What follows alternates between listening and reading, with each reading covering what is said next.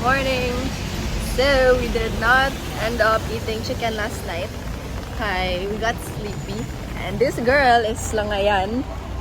Bigla siya naligo. 12 na lang. Hey, siya na human.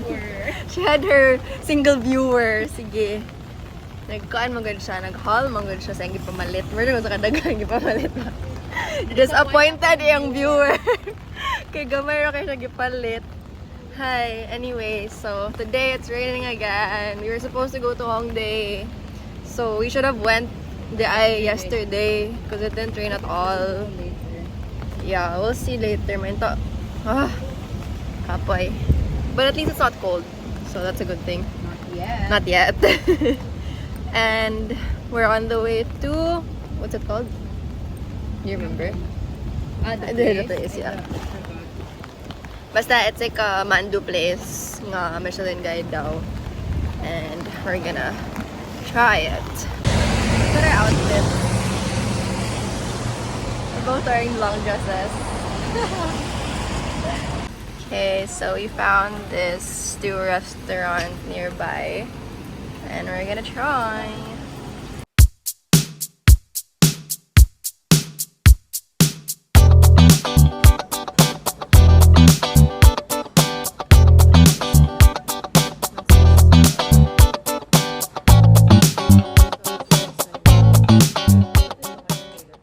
So we still have that much food left. And we're so busog na.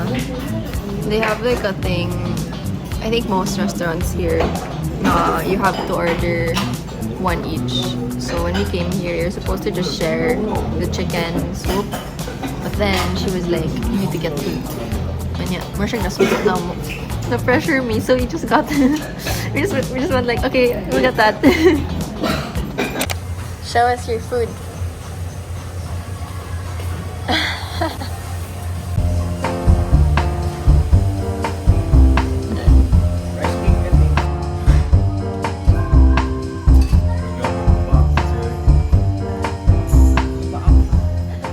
Finally in Hongdae, and it's still raining, but at least it's not that strong anymore. So I don't know, I don't think there's gonna be any street food here. I think we're gonna have chicken. We're gonna try the famous chicken, HCB? I forgot the name.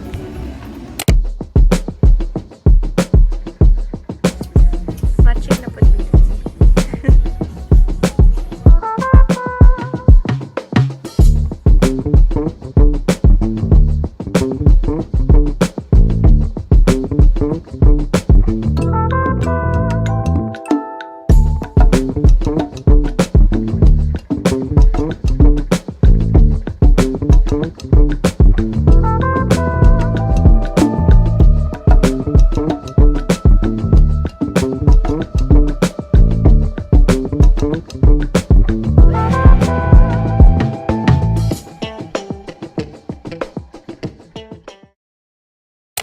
Hi! It's raining so hard! It's raining so hard! No. Wala jud. My shoes are wet.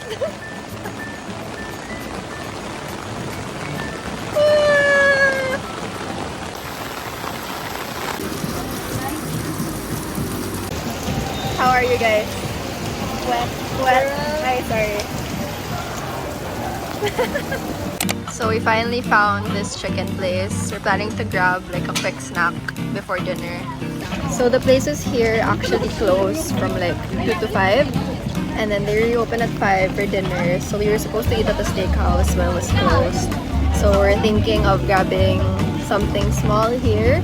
And then we're going to transfer to the steakhouse again at 5 or 6 maybe. Yeah. Okay, so we got their half. This one is spicy chicken. The other one is garlic, no? Garlic sauce. No, it's soy. Soy sauce. I will try the spicy one. According to Yusong, this is, what's that? The best one in Cebu, which is Choson, would be the worst one here in Korea. Grabe siya.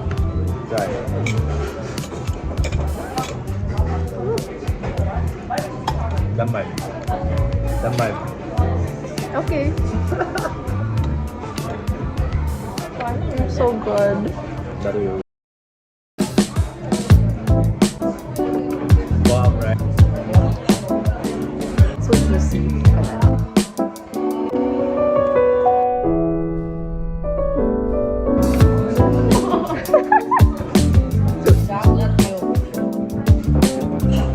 Let's try beef. Sidge, pila ka months? Show us. No, look. Side view. Ay, gisakin, uy. We're back in Churro 101. Last time we got their Oreo and cinnamon, and this time we're gonna try still the Oreo with. Hi. Everybody cheers. Wait, we have to like... Wait. Oh yeah, bring it out.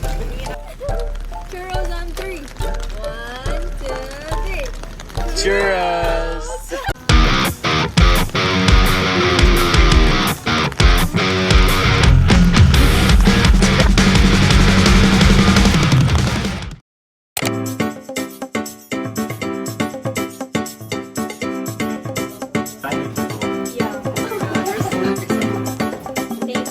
This is our picture.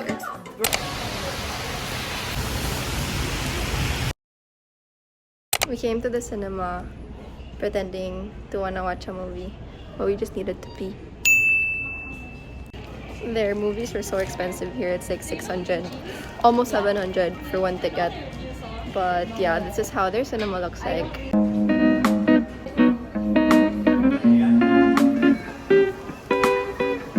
I am a responsible environmentalist.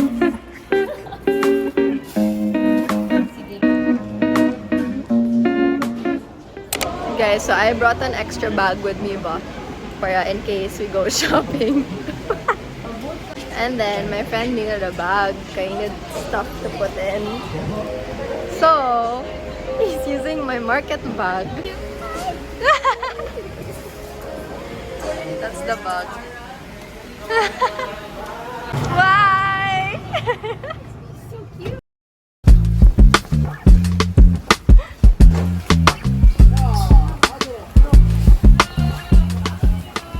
So we are in Mangwon Market.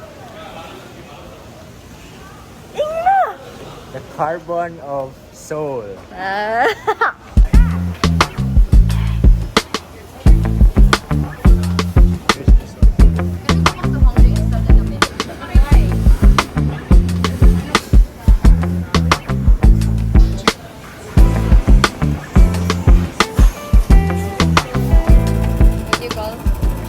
They have so much stuff here. They have like mga convenience stores. They have places that sell food, street food.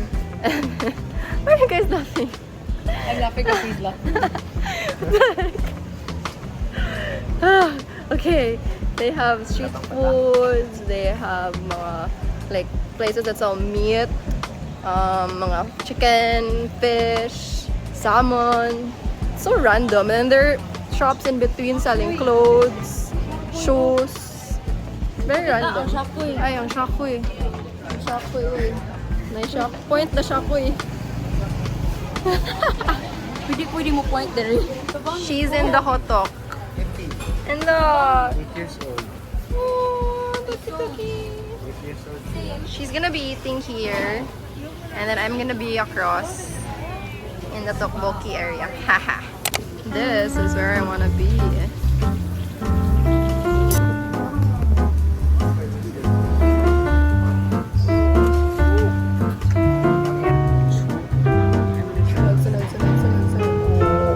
Wala akong buhok. I'm so oily. What the heck?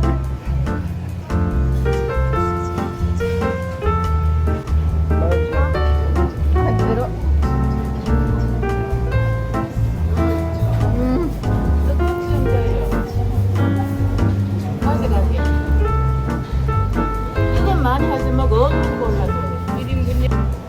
Oh, imagine how almost 1 month straight before I got here. I was eating this in the West End. It's like almost every day my story was You have resto?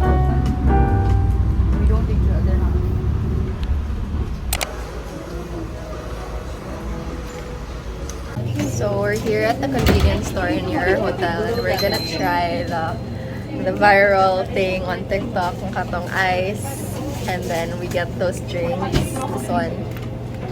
Which ice do you want?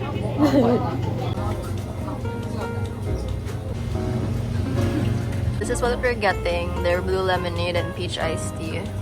So we ended up getting their mango mojito, which is it? 3,700. Because we met someone and she said that this is really good. So we'll try it. Ooh, got the goods. This is the chicken that we wanted to try. Okay, so this is everything we got. This is what we believe would be the best comparison to Chosun's chicken. And then our drinks, that's peach iced tea, and then mango mojito. This is, I forgot the term. Balls. Katong Cheese balls. starts with a P. That's the Something basta cheese ball. Crinkle. Mm. And then the radish. Yum. Sus, dugo na curious and saan yung feeling mo open on. Oh, na din na. Guys, I'm so Chinese. So they have like small, medium, large sizes of this, which match with this. So if you get this one, the big one, it's also get large. But I said, just get the medium, kaya it's like 201 cheaper. And just refill it. Diba? That's like, how much is that? 10 pesos? Is it radish? Sinigo.